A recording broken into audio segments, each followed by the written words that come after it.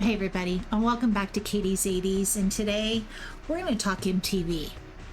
I recently scrolled through MTV channel and I was really disappointed. I'll be honest, it has been a long ass time since I watched MTV. I'm going to go with like 20 years, maybe even longer, so I don't want to age myself, but I'm probably going to today. It's okay, I can deal with it.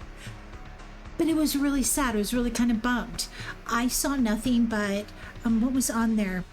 Jersey Shore, which seems like a weird place for that to be on. The Challenge, which is like an adult gladiators on steroids, which didn't feel like it fit in there very well. And there were a couple of other ones. I think some of them were, let's see, Love and Hip Hop in Atlanta. I've never even heard of it, but I guess it kind of fit. But again, it's another reality show, and that's for another channel because I know MTV has some kick-ass reality shows back in the 90s, and I'm sure then on and they did too, but I was not impressed. I was really kind of disappointed. I've been really into a lot of music lately, and really want to kind of dig back into things that I haven't listened to in ages. So I thought, I'm going to play on MTV, check it out, see what videos are out there. Honestly, I didn't see one video. Apparently, the only way you're going to watch nonstop videos is if you check out MTV Classics, which, aka the classics. I mean, it says it all on its own there. But yeah, I was kind of bummed out. MTV has lost its mojo, I feel like, and that's my own opinion. I mean, you guys share in the comments what you think. Maybe you watch and you love some channels on there, you love some shows, and I totally respect that. And if you love watching it, you go with your bad self on it. However, I'm old school, and I watched MTV to see the latest videos, to see who's out there, see what they're wearing. And it was about music, fashion, feelings. I mean, a lot of these songs that we listened to back in the 80s were breakup songs and get together songs. Remember mixtapes? I mean, how many mixtapes did you write? Again, another episode. We'll talk about mixtapes later. However, we watched MTV to get the latest videos, to see the news in music, with Kurt Loder. I mean, yeah, and just everything about it. So yeah, I was a little disappointed. So tonight, I'm going to take you on a little history tour on the top 3 shows I thought were pretty amazing on MTV. So we're going to start out. The first one I want to take you back to is 120 Minutes. I absolutely love 120 Minutes. I think it was a great show to introduce alternative bands, A, who are already in the spotlight, and B, just get it started. I mean, remember, a lot of these bands had to start out without the internet. I mean, kudos to them for that. I mean, kudos to all of us who went through school without the internet, without Chat GPT, because we are rock stars, okay? But back to the music. 120 Minutes was kick-ass. It showed everything from 10,000 Maniacs, my all-time favorite, love 10,000 Maniacs. And you got Depeche Mode. I mean, if you don't know who Depeche Mode is, you need to crawl out under your rock and go listen to this band. They are phenomenal. Anyway, I can't get enough of them. I love Depeche Mode. I still listen to them this day. To me, it's very kind of sexy mode music. I don't know. Anyway, you get it if you know it. You'll be all right. Another one, New Order. I mean, if you don't like New Order, then you can just go back where you came from. It's totally fine. But New Order, I mean, we got to see all these music videos from all these great bands. The Pixies. I mean, I love the Pixies. I saw the Pixies with my husband live at the Greek Theater in Berkeley, which I don't even know if Berkeley's even still there anymore to this day. Who knows? It got burnt down maybe or something. But Pixies were the best live band I've ever seen. It was the best party. They are fun. They're still touring. I mean, they're still going. I mean, Frank Black, he's still bald, but he still's got it. This is a great band. Check them out. And then Sonic Youth. I've been listening to a ton of Sonic Youth lately with my husband. We both work from home, and we like to listen to a lot of music. And Sonic Youth has been a favorite. It's just grunge, and it's just raw, and it's so good. So listen to some Sonic Youth if you haven't. But Then my next one is Unplugged. This actual show skyrocketed a lot of people. I mean, this show was different. This put MTV on the map, I feel like. It was where bands could come and play acoustically. There's no big lighting sounds. There's no electronics, no drums. It's acoustic. Some of it was electric acoustic, which I know it sounds weird, but it happens. The setting was on a stage, sometimes in front of audiences, sometimes not. It was a place where these artists can go and be raw and really get into their music and away from all of the stage presence and the costumes and the just really being big on stage because you have to be. But in these tiny settings, it was like you're right there. I remember the first time I saw it was actually Pearl Jam. I mean, that to me, I just watched it a couple of days ago and I have goosebumps talking about it right now because my husband's gonna kill me saying this, but when I think of Pearl Jam, I think of when I fell in love with them. And I think a lot of these songs really make us feel that way. Remember things. Every time I hear Pearl Jam, he's going to totally kill me when he sees this. But every time I hear Pearl Jam, I think of when he first told me he loved me. In a car drinking Strawberry Hill, about ready to go into his club and hang out. And I'll always have those memories. But watching Pearl Jam on the MTV's Unplugged is phenomenal. This is where, after I think people saw this, they really skyrocketed from here, and it was fantastic, and I still love them. I probably wouldn't go to their concerts because there's certain reasons, and that's a bummer. It is what it is. However, I can still listen to their music and enjoy it from home. I'm okay with that. The other one is Alice in Chains. I mean, this was actually one of his last shows. Lane Stanley, one of his most epic ones, was a stripped down set, and it became one of his last major performances. And this one is so great. It is so good. Make sure you go back and maybe go through YouTube and watch these. There's a ton of stuff. I didn't want to take too much of your time, and you guys are really busy having fun and doing cool stuff and listening to a lot of 80s music, so I didn't want to get too into it. But go check out some of these Unplugged videos on YouTube. It's insane. They're so good. My next one I absolutely love. I mean, Nirvana. I'm sorry, I can't talk about Unplugged without Nirvana because, again, more goosebumps.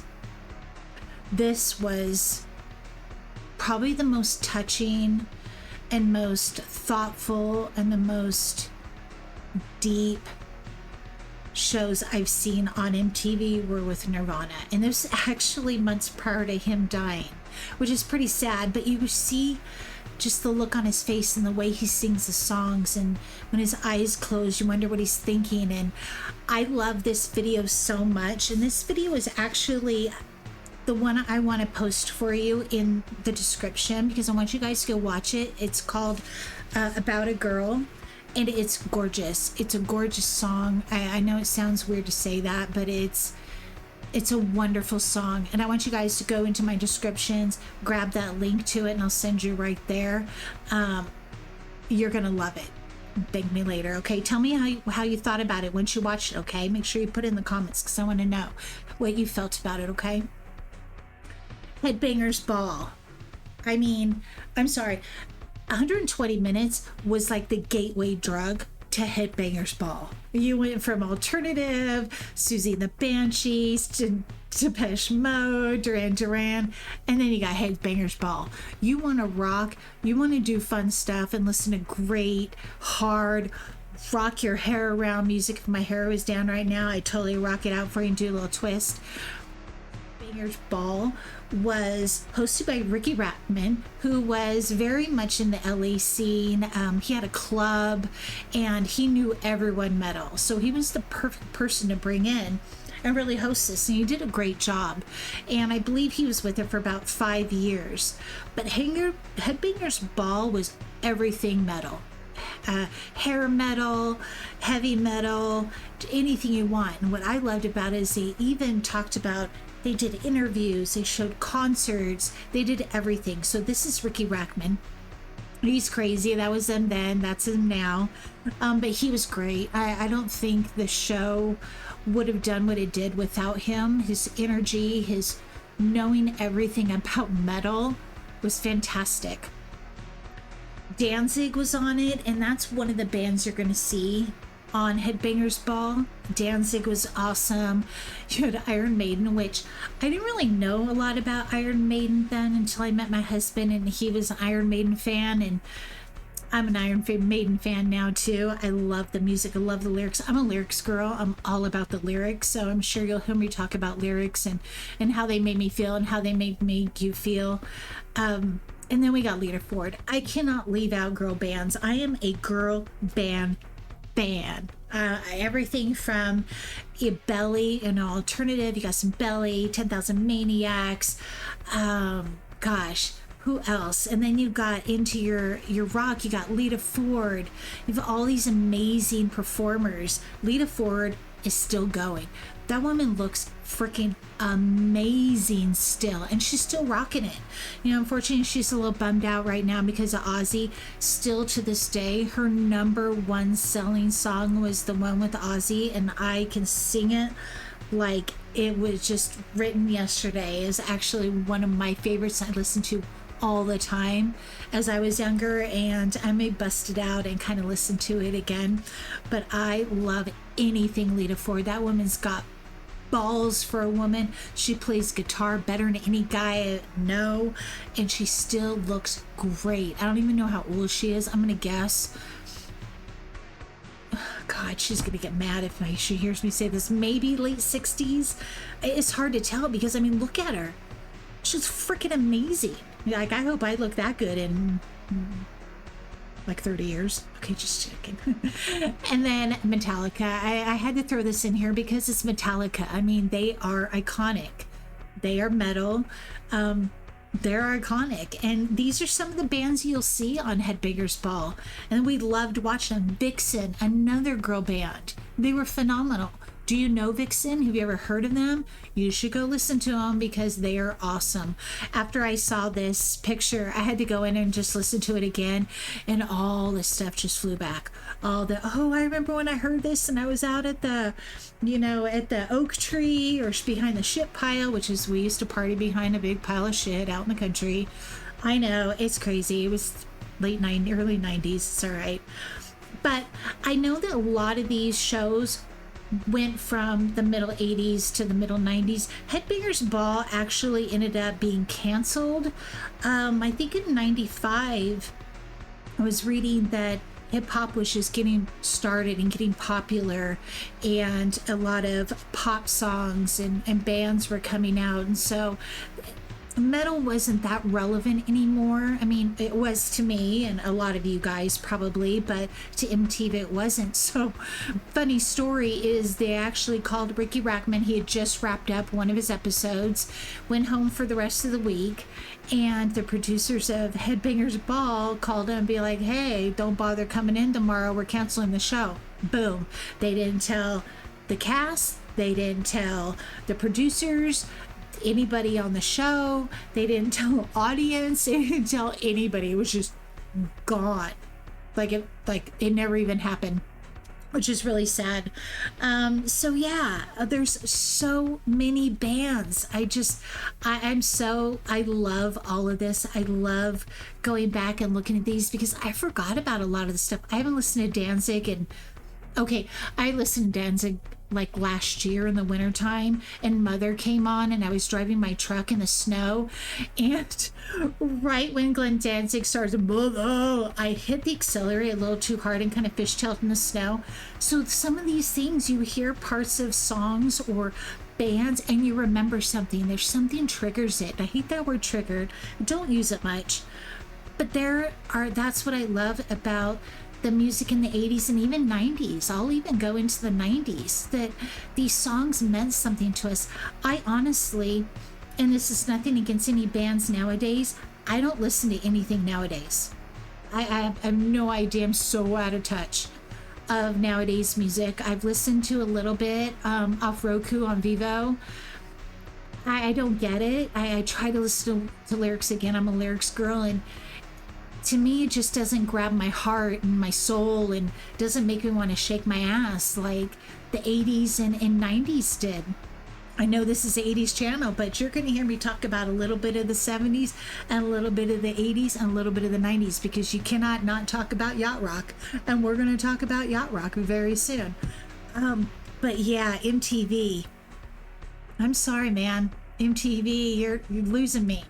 I don't know how many of you guys watch MTV and the last time you watched MTV, but if you want to watch some old classic channels of music videos, check out MTV Classics, because it says it all in the word. It's classics. And I'm not a classic rock girl, but I guess I'm that classic rock girl now because I only listen to anything that's before 2000s almost. So I hope you like this, and I hope you go listen to something from Headbangers Ball. Go check them out on YouTube. There's a ton of stuff out there. Like, I've been enjoying going back there. But please go check out that Nirvana link that I'm going to put in the description, that video from Unplugged, about a girl. This video is from 1993. It's so good.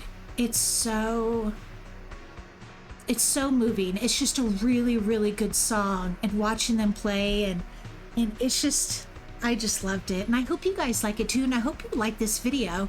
And make sure you subscribe, like it, but please subscribe too, because I'd really like that. That way you know for other videos that I'm coming out with, and there's going to be a lot more. We're going to have a lot more fun.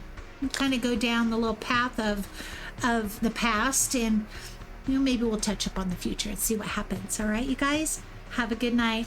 Bye.